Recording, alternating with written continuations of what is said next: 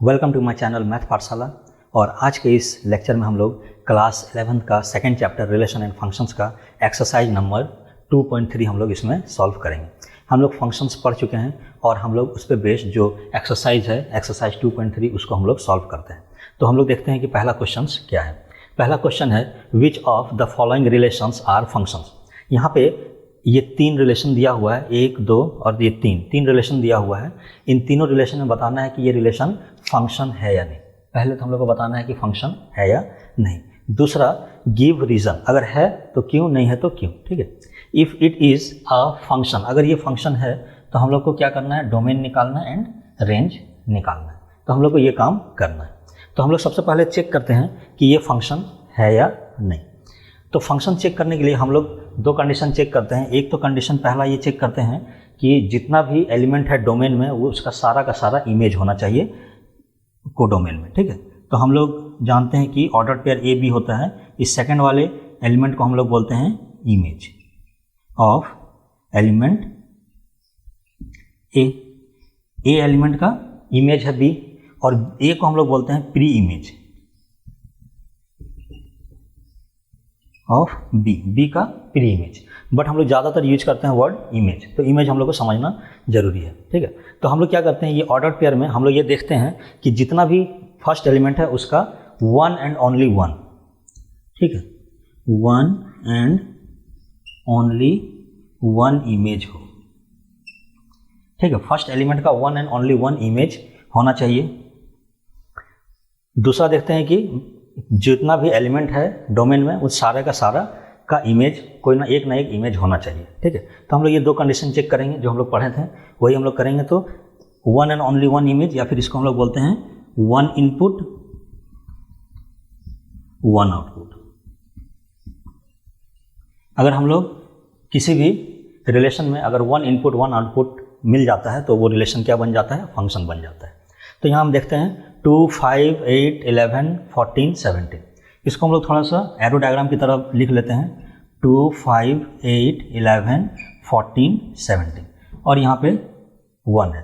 तो 2 का आंसर 1 है, 5 का भी इमेज 1 है, 8 का भी इमेज 1 है, 11 का इमेज 1 है, 14 का इमेज 1 है एंड 17 का इमेज भी 1 है। तो सारे का सारा जितना एलिमेंट है सभी का इमेज 1 है। इसका मतलब हुआ अगर इनपुट हम 2 दे रहे हैं तो आंसर 1 आ रहा है, इनपुट 5 दे रहे हैं तो आंसर 1 आ रहा है। तो यहाँ पे देखो ये कंडीशन फॉलो कर रहा है।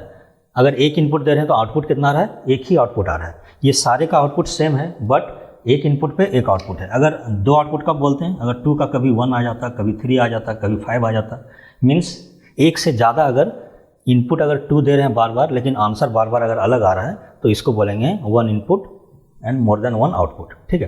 तो ये फंक्शन नहीं है, ये फंक्शन नहीं होगा और ये फंक्शन होगा। ठीक है। तो इसका मतलब यहाँ पे क्या है, ये फंक्शन है। ठीक, इसको हम लोग मिटा लेते हैं। तो ये फंक्शन है तो हम लोग इसमें लिखेंगे क्या बोल रहे हैं, गिव रीजन। ठीक है। अगर ये फंक्शन है तो क्यों है। तो सबसे पहले बोलेंगे यस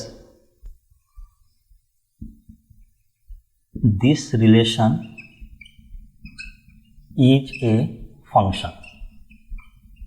ये क्या है, ये जो गिवन रिलेशन है वो क्या है, फंक्शन है। क्यों फंक्शन है, रीजन क्या है, रीजन यही है कि इन the given ordered pair, in the relation every element of the ordered pair has one and only one image। ठीक है। यहाँ पे क्या हो रहा है, एवरी, ये जो गिवन रिलेशन है ये क्या है, फंक्शन है। क्यों फंक्शन है, इन द रिलेशन, ये जो गिवन रिलेशन है every element of the ordered pair, जितना भी एलिमेंट है ऑर्डर्ड पेयर का, has one and only one image, हर एक का सिर्फ एक ही इमेज है। सो ये क्या हो गया, फंक्शन है। उसके बाद क्या बोल रहा है इसमें, डोमेन एंड रेंज निकालने। तो डोमेन क्या होता है, डोमेन होता है set of all the first element, जो हम लोग इनपुट दे रहे हैं उसका सेट। तो जो जो इनपुट है फर्स्ट एलिमेंट है उसका सेट। तो 2, 5, 8, 11, 14, 17 तो सबको हम लोग लिख देंगे 2, 5, 8, 11, 14, 17। तो ये इसको अगर हम लोग एक सेट के फॉर्म में लिख देंगे तो यही हो जाएगा डोमेन। अब रेंज क्या है?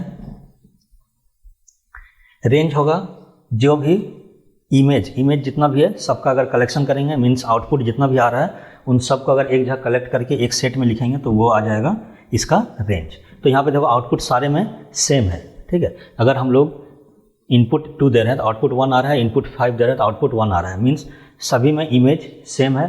तो इसका डोमेन इमेज का जो कलेक्शन सेट है उसी को रेंज बोलते हैं, तो इसका रेंज हो जाएगा 1, ठीक है। तो ये हो गया पहला क्वेश्चन।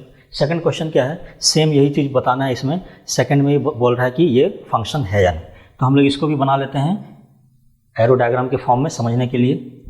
तो 2, 4, 6, 8, 10, 12, 14 और यहाँ है 1, 2, 3, 4, 5, 6, 7, ये जितना भी है। अब इसको हम लोग देखते हैं। 1 का एरो डायग्राम कनेक्ट किए, 2, 4 का 2 का 1, 4 का 2, 6 का 3, 8 का 4, 10 का 5, 12 का 6, 14 का 7। तो ये एक एक एरो डायग्राम से देखें कि एक इनपुट का एक ही आउटपुट है, एक एलिमेंट एक से ही कनेक्ट है। सेट ए का अगर एलिमेंट ये है और ये सेट बी का एलिमेंट है तो सेट ए का एलिमेंट सेट बी से कनेक्ट है, सिर्फ एक ही एलिमेंट एक से कनेक्ट है। तो इसका मतलब ये जो कंडीशन है ये फॉलो हो रहा है, ठीक है। तो ओनली 1 इमेज होना चाहिए, तो ये फॉलो हो रहा है। तो ये क्या हो गया? ये इसका फंक्शन है, मीन्स ये रिलेशन जो गिवन रिलेशन है वो क्या है? फंक्शन है। तो इसको लिख लेते हैं।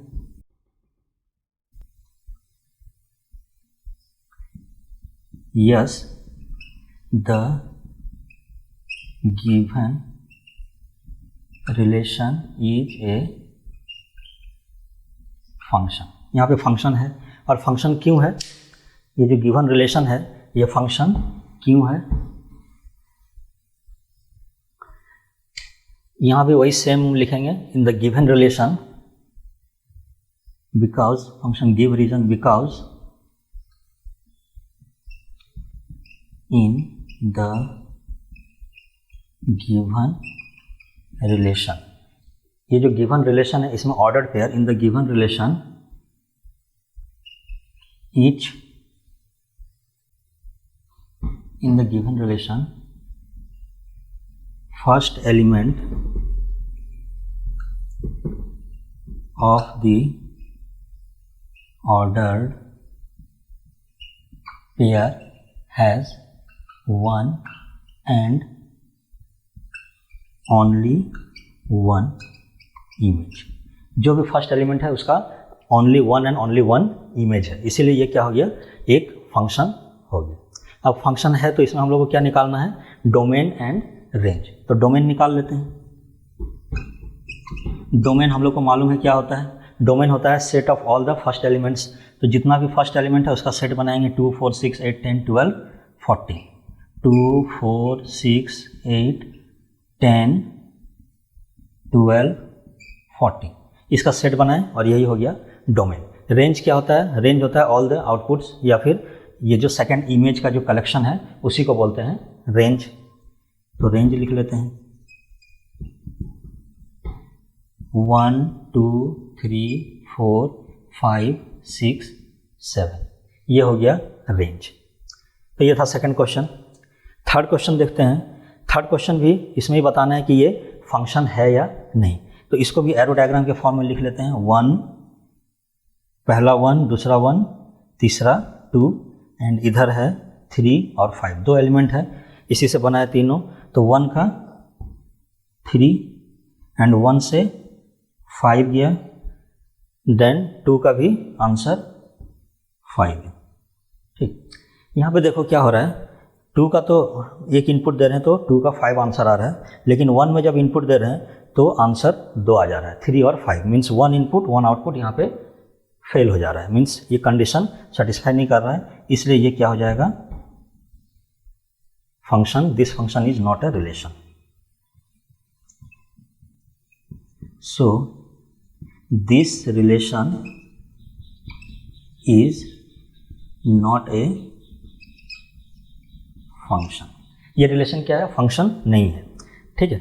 और क्यों नहीं है? इसका रीज़न क्या है? क्योंकि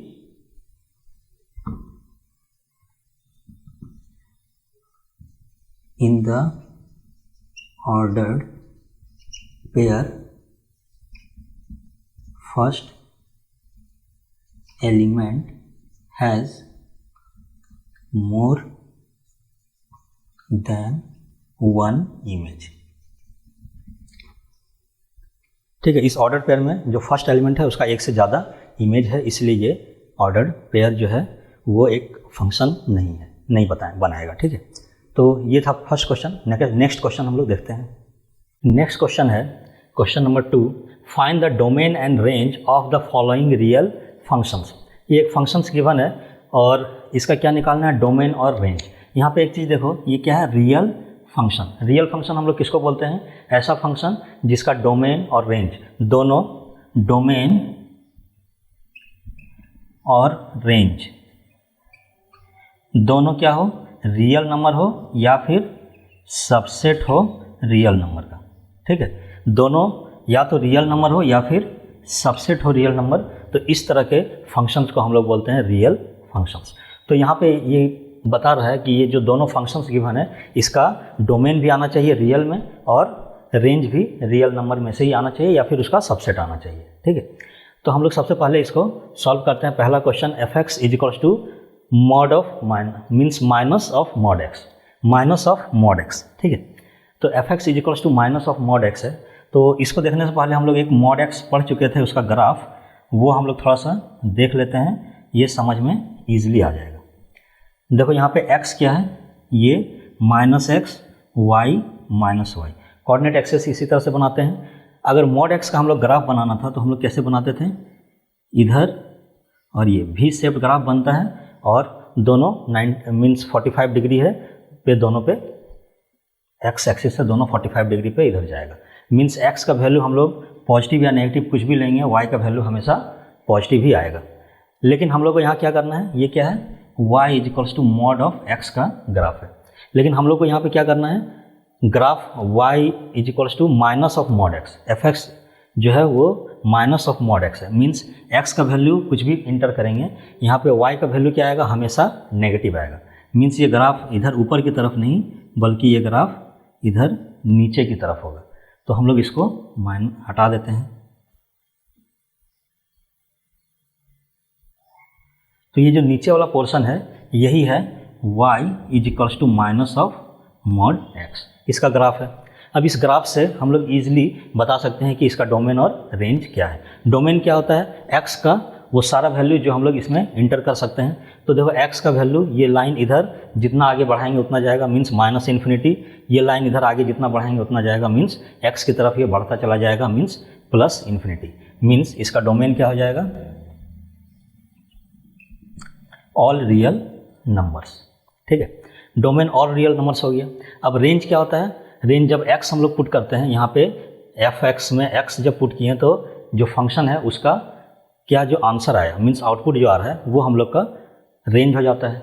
अब देखो यहाँ पे जब हम x पुट कर रहे हैं तो y का वैल्यू कहाँ पे जा रहा है, या तो इधर या फिर इधर। मीन्स अगर इसको हम लोग y एक्सिस पे इस तरह मर्ज कर दें तो ये पूरा y एक्सिस मीन्स नीचे की तरफ के पूरे y एक्सिस पे कवर हो जाएगा। मीन्स नीचे ये जितना बढ़ाएंगे उतना ये बढ़ता चला जाएगा। इसका मतलब है नेगेटिव नंबर y का। तो ये हो जाएगा रेंज, रेंज हो जाएगा 0। तो 0 यहाँ इंक्लूड है, तो 0 से लेके इन्फिनिटी तक, मीन्स ऑल इन्फिनिटी, ये नेगेटिव है तो माइनस इन्फिनिटी से ये 0 की तरफ आएगा। माइनस इन्फिनिटी से 0 की तरफ आएगा, तो माइनस इन्फिनिटी को हमेशा हम लोग ओपन ब्रैकेट्स में लिखते हैं और 0 को हम लोग स्क्वायर ब्रैकेट में लिखते हैं, मीन्स 0 इंक्लूड है। ऐसे ही हम लोग इसको बनाते हैं। तो इसका रेंज हम लोग और डोमेन निकालना बहुत ही इजी हो गया ये एक सिंपल ग्राफ बनाने से। ठीक है, ये माइनस इन्फिनिटी से ये लाइन नीचे से ऊपर की तरफ जाता है, ये नंबर लाइन लेफ्ट से राइट की तरफ जाता है। ठीक है, तो हम लोग जब भी वैल्यू लिखेंगे लेफ्ट से राइट की तरफ लिखेंगे x में, और y में लिखेंगे मीन्स नीचे से ऊपर की तरफ। ठीक है, तो ये माइनस इन्फिनिटी से 0 मीन्स ऑल नेगेटिव वैल्यू। तो ये यहाँ पे इजी हो गया निकालना। अब यहाँ पे देखो सेकंड क्वेश्चन,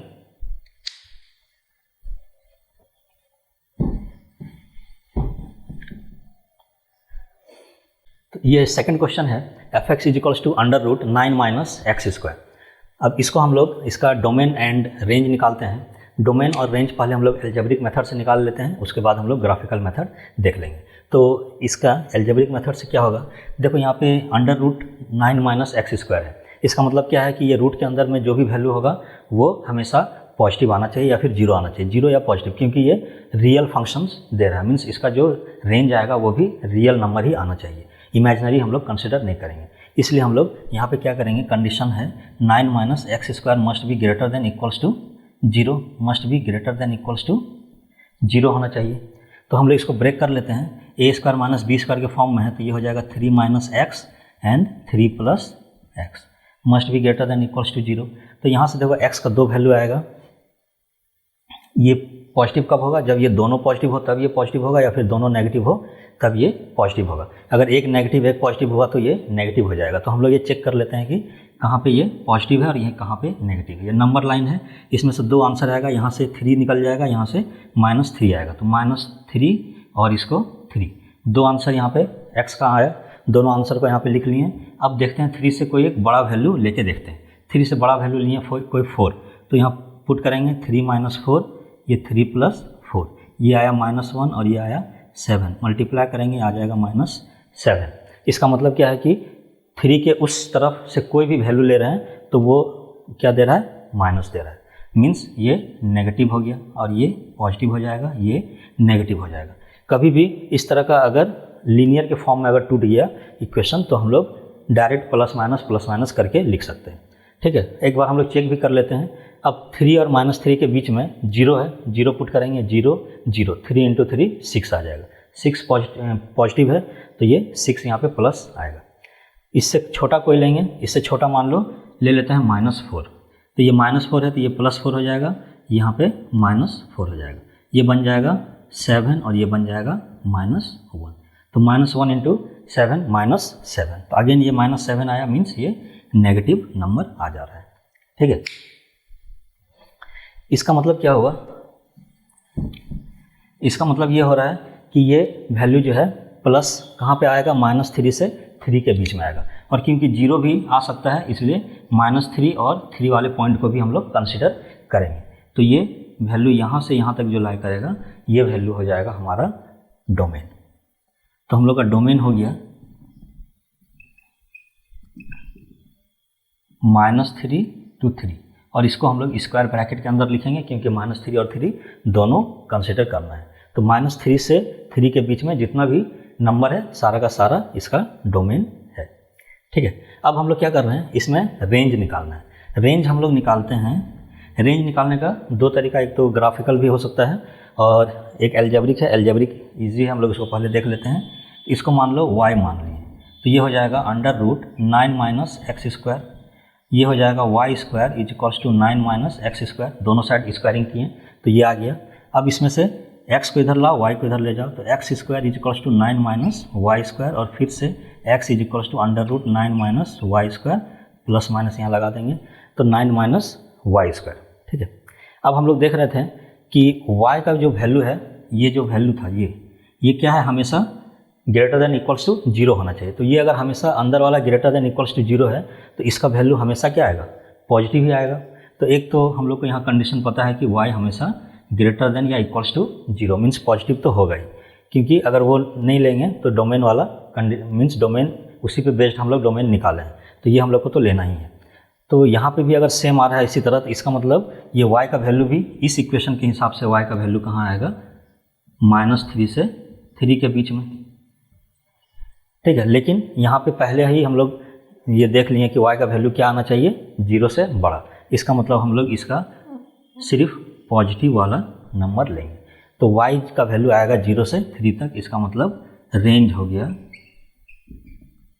0 to 3, सिर्फ पॉजिटिव नंबर ही इसका रेंज में कंसिडर करेंगे।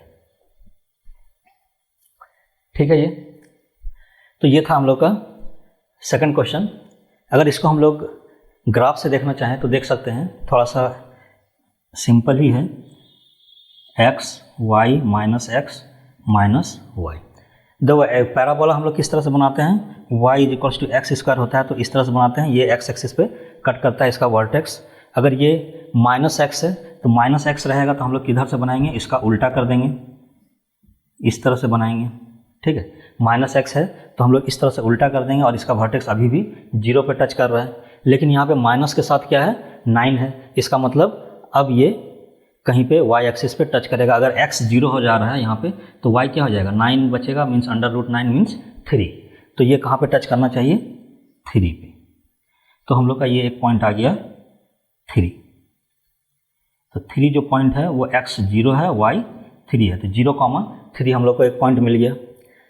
और इसी तरह से कुछ बनेगा, और क्योंकि यहाँ पे अंडर रूट है, एक्स स्क्वायर के ऊपर में अंडर रूट है, इसका मतलब क्या हुआ कि ये X square Y is equals to minus X square की तरह ये नहीं बनेगा, minus X square, 9 minus X square है तो उसके ऊपर अंडर रूट है।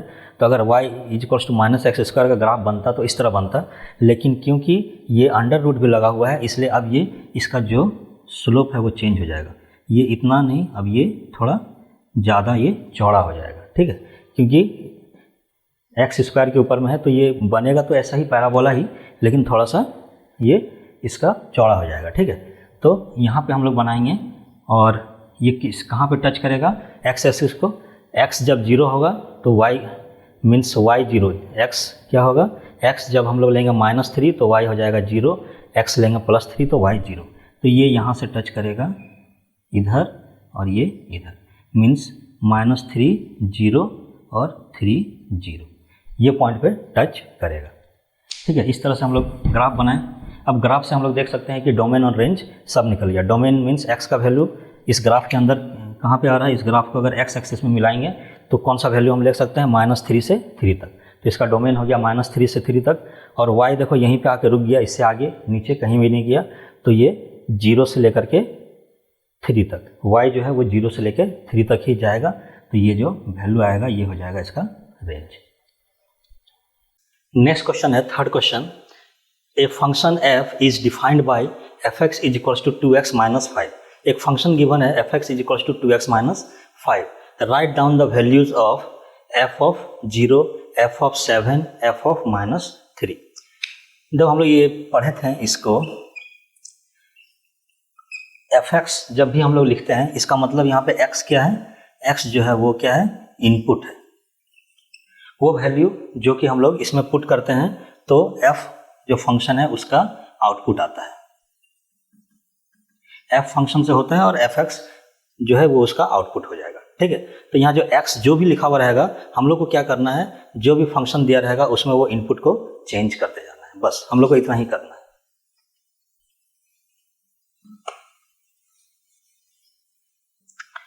तो यहाँ पहला में दिया हुआ है f ऑफ 0, तो f ऑफ 0 क्या हो जाएगा, जो f ऑफ x है उसमें सिर्फ 0 बैठा देना है, मीन्स 2 इंटू एक्स के जो 0 बैठा दिए -5, और ये हो जाएगा 0 - 5 मतलब -5। ये इसका आंसर हो गया। Second question, f of 7। अब हम लोग जो यहाँ x है इनपुट, उसके जगह पे क्या बैठा दे रहे हैं, 7, क्योंकि यहाँ पे 7 चेंज किए, इस जगह पे 7 लाएं तो यहाँ पे भी जहाँ पे x है वहाँ पे 7 लिख देंगे। तो 2 इंटू 7 -5 मीन्स 14 - 5 मीन्स 9। तो ये आंसर हो गया 9। इसी तरह थर्ड क्वेश्चन है f ऑफ -3। अब की बार यहाँ पे इनपुट में क्या चेंज करना है, -3, जो 2 इंटू एक्स है उसमें -3 लिखेंगे और ये -5 का -5 रहेगा। सिर्फ जो x है वो वैल्यू चेंज होगा, बाकी जो है नंबर कॉन्स्टेंट्स वो वैसे का वैसे ही रहेगा। तो हम लोग लिखेंगे ये हो जाएगा 3 2 जा 6, तो -6 और ये -5, -6 - 5 -11। तो ये था third question. Third question simple functions में वैल्यूज पुट करना था, ठीक है। तो नेक्स्ट क्वेश्चन देखते हैं। नेक्स्ट क्वेश्चन है fourth number, the function f which maps temperature in degree Celsius into temperature in degree Fahrenheit, ठीक है। डिग्री सेल्सियस से डिग्री फ़ारेनहाइट में ये टेम्परेचर चेंज करने का ये एक फॉर्मूला है, TC is equals to 9C/5 + 32। ये बहुत ही इंपॉर्टेंट फार्मूला है, इसको हम लोगों को याद होना ही चाहिए, ठीक है। तो ये क्या करता है, डिग्री सेल्सियस को डिग्री मीन्स ये डिग्री सेल्सियस गिवन है, ये डिग्री सेल्सियस वाले को डिग्री फ़ारेनहाइट में चेंज कर देता है, ठीक है। अगर डिग्री सेल्सियस में वैल्यू पुट करेंगे तो डिग्री फ़ारेनहाइट में ये चेंज कर देगा। तो ये इक्वेशन है, इसमें बोल रहा है कि T0, T28, T-10 और एक the value of C when T 212। ये 4 क्वेश्चन है, ये चारों का वैल्यू फाइंड आउट करना है। यहाँ पे ये क्वेश्चन सेम वैसे जैसे 3rd नंबर क्वेश्चन बनाए थे वैसे ही सेम हम लोग को यहाँ पे सॉल्व करना है। डिफरेंस क्या है, डिफरेंस यहाँ पे सिर्फ इक्वेशन का है, बाकी एकदम तरीका सेम है। ठीक है, तो यहाँ पे C है और यहाँ पे इनपुट में C था तो ये C के फॉर्म में फॉर्मूला लिखा हुआ है। अगर इनपुट में यहाँ पे 0 देंगे तो ये फॉर्मूला जो है वो 0 के फॉर्म में हमको लिखना पड़ेगा। तो पहला सॉल्यूशन करते हैं T0। तो जहाँ पे भी यहाँ पे C दिख रहा है वहाँ पे हम क्या करेंगे, 0 पुट कर देंगे। तो ये हो जाएगा 9 × 0/5 प्लस 32। इसको सॉल्व करेंगे तो ये 0 आ जाएगा पूरा टर्म, तो बचेगा 32। और ये 32 क्या कर रहा है, डिग्री सेल्सियस को डिग्री फ़ारेनहाइट में चेंज कर रहा है। तो डिग्री फ़ारेनहाइट को F से शो करते हैं तो डिग्री फ़ारेनहाइट हम लिख दिए। ये पहला क्वेश्चन था। दूसरा क्वेश्चन T28। तो यहाँ पे C के जगह पे क्या पुट करेंगे, 28/5 प्लस 32। इसको हम लोग मल्टीप्लाई कर लेते हैं। 8 9 = 72 का 2 7 18 और 7 25, 252 आएगा। इसका एलसीएम यहाँ ले लेंगे तो 160 आएगा, नीचे में 5। इसको ऐड करेंगे तो 2 412/5 2 ठीक है, तो 412/5। इसको कैंसल आउट करेंगे तो ये टेम्परेचर हम लोग को डेसिमल में आ जाएगा। 8 बार में 40 0 412 है, इसको 5 से करेंगे 8 बार में 40 आएगा, 1 2 बार में 10 आएगा, तो 82 फिर 0.4 82.4 आएगा इसका आंसर। 82.4 आया आंसर। और ये भी क्या है, फ़ारेनहाइट में है तो हम इसको डिग्री फ़ारेनहाइट में लिख देंगे। ठीक है, थर्ड है T-10। तो T के जहाँ पे C है वहाँ पे -10 पुट करेंगे। 9 × -10/5 प्लस 32, ये हो जाएगा 5 1 = 5 5 2 = 10, तो -18 प्लस 32 हो जाएगा। और इसको हम लोग जब ऐड करेंगे तो ये हो जाएगा 30 10 12 14 आ जाएगा। ठीक है, तो ये आ जाएगा 14। 32 में से 18 20 माइनस करेंगे तो 12 बचेगा और उसमें 2 ऐड कर देंगे तो 14। ठीक है, 8 11 बचा 4, 3 में से 1 11 बचा, 2 में से 1 11 बचा 2। ठीक है, ये 14 आ जाएगा। तो ये भी क्या है, डिग्री फ़ारेनहाइट। तो ये आंसर हो गया 1 2 3। अब फोर्थ क्वेश्चन का आंसर देख लेते हैं, उधर सॉल्व कर लेते हैं। फोर्थ क्वेश्चन यहाँ पे क्या बोल रहा है फोर्थ क्वेश्चन में, the value of C when TC = 12। TC का वैल्यू, आपकी बार ये C का वैल्यू यहाँ पे चेंज नहीं कर रहा है, ये पूरे TC का वैल्यू दिया हुआ है 212। तो यहाँ पे लिख देंगे 212 = C का वैल्यू हम लोग को नहीं मालूम है, C का वैल्यू हम लोग को फाइंड आउट करना है। तो हम लोग यहाँ पे जो इक्वेशन है वैसे ही लिखेंगे, 9C/5 प्लस 32। 9C/5 को एक तरफ रखेंगे, इसको ये इधर है, इसको इधर लाएंगे तो 212 माइनस 32, इसको माइनस करके लिख देंगे 0 180 आएगा और C = आ जाएगा 180 × 5/9। C आ जाएगा 180 × 5/9। ठीक है, 9 1 = 9, 9 2 = 80, 0, तो ये हो जाएगा 100। और क्योंकि ये C है सेल्सियस में है तो ये आंसर आ जाएगा 100 डिग्री सेल्सियस। तो ये था हम लोग का fourth number question. Next question है फिफ्थ नंबर क्वेश्चन। ये एक्सरसाइज 2.3 का लास्ट क्वेश्चन है। तो इसमें दिया हुआ find the range of each of the following functions. यहाँ पे फंक्शंस गिवन है, इसका हम लोग को सिर्फ रेंज फाइंड आउट करना है। पहला क्वेश्चन है f(x = 2 - 3x), x belongs to real number और x belongs to means x greater than 0। यहाँ पे ग्रेटर देन 0 है और रियल नंबर होना चाहिए, और ग्रेटर देन 0 मीन्स सिर्फ पॉजिटिव नंबर ही होना चाहिए। ठीक है, तो ये एक फंक्शन दिया हुआ है। यहाँ पे हम लोग इसका ग्राफ से भी बना सकते हैं, एनालिटिकल मेथड से भी बना सकते हैं। तो पहले हम लोग ऐसे ही बना लेते हैं। इसका डोमेन हम लोग देख लेते हैं क्या होता है। डोमेन क्या हो जाएगा, x का कोई भी वैल्यू हम लोग लेंगे तो डोमेन आ जाएगा, क्योंकि इसमें इसका कोई भी रेस्ट्रिक्शन नहीं है। रेस्ट्रिक्शन सिर्फ ये है कि x ग्रेटर देन 0 होना चाहिए, तो 0 to इन्फिनिटी, ठीक है। दोनों साइड ओपन इंटरवल रहेगा 0 to इन्फिनिटी, क्योंकि 0 को कंसिडर नहीं करना है। तो ये इसका डोमेन हो गया। अब रेंज क्या हो जाएगा देख लेते हैं। रेंज क्या करते हैं, x का हर एक वैल्यू के लिए y का हम लोग वैल्यू फाइंड आउट करते हैं। तो x अगर 0 होगा तो y क्या हो जाएगा, ये 0 हो जाएगा, तो x 0 होगा तो y हो जाएगा 2, ठीक है। तो x कंसिडर नहीं कर रहे हैं तो y का 2 भी कंसिडर नहीं करेंगे, वहाँ ओपन ब्रैकेट रहेगा। अब इसका वैल्यू जैसे जैसे बढ़ाते जा रहे हैं, मान लो इसको 1 किए तो 2 - 3 मीन्स -1 आ गया, इसको 2 किए तो 2 - 6 मीन्स -4 आ गया, मीन्स माइनस नेगेटिव डायरेक्शन में ये बढ़ता चला जा रहा है, ठीक है। इसका मतलब x अगर इन्फिनिटी होगा तो y क्या हो जाएगा, ये भी इन्फिनिटी होगा, क्योंकि x जैसे जैसे बढ़ रहा है तो y क्या हो रहा है, नेगेटिव में बढ़ रहा है। y नेगेटिव में बढ़ रहा है तो अगर x इन्फिनिटी होगा तो y हो जाएगा -इन्फिनिटी, ठीक है। तो x अगर इन्फिनिटी होगा तो y -इन्फिनिटी। तो इसका जो रेंज हो जाएगा वो हो जाएगा 2 to -इन्फिनिटी, -इन्फिनिटी to 2। इसी क्वेश्चन को अगर हम लोग ग्राफ से बनाना चाहें तो हम लोग ग्राफ से भी बना सकते हैं। थोड़ा सा देख लेते हैं ग्राफ में क्या होता है। हम लोग जानते हैं कि ग्राफ अगर ये x है, ये y - x, y equals to x का ग्राफ हम लोग पढ़ चुके हैं। y इक्वल्स टू x का ग्राफ क्या होता है, ये इस तरह से होता है, y इक्वल्स टू x का ग्राफ। अब यहाँ पे क्या है, -x है, तो x अगर पॉजिटिव लेंगे तो यहाँ पे क्या आ रहा है, y इक्वल्स टू x में अगर x पॉजिटिव ले रहे हैं तो y पॉजिटिव आ रहा है, x नेगेटिव ले रहे हैं तो y नेगेटिव आ रहा है। लेकिन यहाँ पे अगर माइनस लगा देंगे y इक्वल्स टू -x, तो x का वैल्यू अगर पॉजिटिव लेंगे तो y नेगेटिव आएगा, x अगर नेगेटिव लेंगे तो y पॉजिटिव आएगा। मीन्स अब ये ग्राफ इस तरह नहीं, इस तरह हो जाएगा। x पॉजिटिव ले रहे हैं तो y का वैल्यू नेगेटिव, x नेगेटिव ले रहे हैं तो y का वैल्यू पॉजिटिव, ठीक है। अब इसको 3 टाइम्स मल्टीप्लाई कर देंगे तो ये हो जाएगा -3x। 3 टाइम्स मल्टीप्लाई करेंगे तो x का 1 वैल्यू के लिए y का 3 वैल्यू, मीन्स ये थोड़ा सा ज़्यादा कर्व हो जाएगा, ठीक है। तो ये कर्व ज़्यादा हो जाएगा, तो ये ग्राफ कुछ इस तरह से आ जाएगा, इस तरह से आ जाएगा -3x का, ये कर्व ज़्यादा हो गया।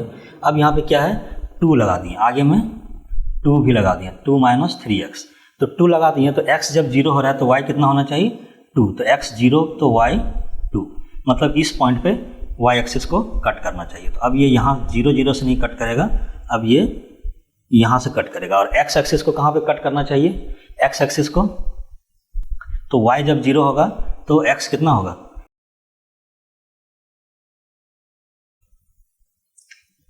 ठीक है। y अगर 0 कर दें तो x हो जाएगा 2 - 3x, और 3x हो जाएगा 2 अपॉन, मीन्स x हो जाएगा 2/3, मीन्स 2/3 मीन्स ये 2/3 मीन्स वही 6.6 कुछ होगा आंसर, तो 0.6 के लगभग। तो ये 1 इधर है तो उससे थोड़ा सा इधर, तो ये इस जगह से इस तरह से कटेगा। तो ये ग्राफ हो गया y = 2 - 3x का ग्राफ इस तरह से बनेगा, ठीक है। इस तरह से ग्राफ बनेगा। अब हम लोग यहाँ पे इसका डोमेन और रेंज देख सकते हैं, ठीक है। इस ग्राफ में देखो x का वैल्यू क्या बोल रहा है, 0 से बड़ा होना चाहिए, तो 0 से बड़ा होना चाहिए, तो ये ग्राफ पूरा है, तो यहाँ से शुरू होता है x, तो ये यहाँ से लेंगे, यहाँ से x अगर बढ़ रहे हैं तो ये वैल्यू देखो यहाँ पे भी है, यहाँ पे भी ग्राफ में कुछ वैल्यू है, और आगे बढ़ते चले जा रहे हैं पॉजिटिव में, तो ये 0 से इधर है, तो ये वाला वैल्यू हम लोग को नहीं लेना है, ठीक है। तो ये सिर्फ वैल्यू हम लोग को लेना है 0 से उधर, और उस पर 0 वाला ये वैल्यू भी हम लोग को कंसिडर नहीं करना है, क्योंकि ये वैल्यू नहीं लेते हैं। तो ये ग्राफ बन जाएगा। अब देखो जब ये पॉइंट क्या था, 0,2, ठीक है। अब रेंज निकालेंगे क्या, y का वो वैल्यू, y का वैल्यू देखो नेगेटिव में जितना नीचे जाएंगे उतना नीचे तक मिलेगा, लेकिन पॉजिटिव में आएंगे तो 2 पे आके रुक जाएगा, मीन्स -इन्फिनिटी से 2 तक में ये इसका वैल्यू लाई करेगा। तो ग्राफिकली भी हम लोग इस तरह से निकाल सकते हैं। दूसरा क्वेश्चन है f(x) = x² + 2, ठीक है। तो इसका भी डोमेन निकाल लेते हैं। ऑल रियल नंबर है तो x का ये डोमेन क्या हो जाएगा, जब पैराबोलिक बनता है, इसमें पैराबोलिक इक्वेशन क्वाड्रेटिक इक्वेशन है, तो पैराबोलिक जो डायग्राम बनता है तो इसमें हम लोग जानते हैं कि डोमेन क्या होता है, ऑल रियल नंबर्स। एक्स का कोई भी वैल्यू ले सकते हैं, हर वैल्यू के लिए ये एक कोई ना कोई आउटपुट देगा, ये कहीं भी अनडिफाइंड नहीं है, तो डोमेन ये हो जाएगा। इसका रेंज क्या हो जाएगा, पैराबोलिक इक्वेशन हम लोग किस तरह से बनाते हैं,